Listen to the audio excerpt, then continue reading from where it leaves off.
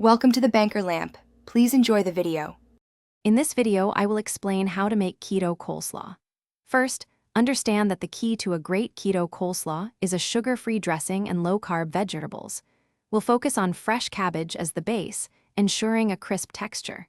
This version is not only delicious, but also fits perfectly into a ketogenic lifestyle, providing a satisfying side without the added sugars found in traditional recipes.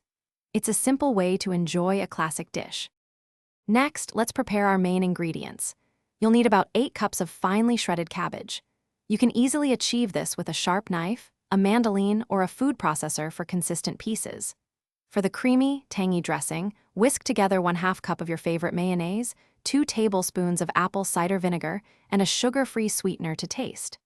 Add 1 teaspoon of celery seed, along with salt and pepper, to create that perfect keto-friendly base. Now it's time to bring everything together. Gently pour your creamy, sugar-free dressing over the shredded cabbage in a large bowl. Toss it thoroughly to ensure every piece is coated.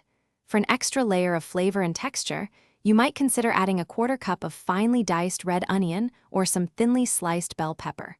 Once mixed, cover the bowl and refrigerate your coleslaw for at least 1 hour. This chilling time is crucial for the flavors to meld beautifully. Your delicious keto coleslaw is best served chilled, making it a perfect refreshing side for grilled meats or low-carb burgers.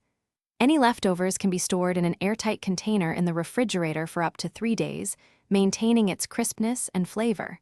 And speaking of lasting quality, if you're tired of socks that wear out too fast, check out Darn Tough socks.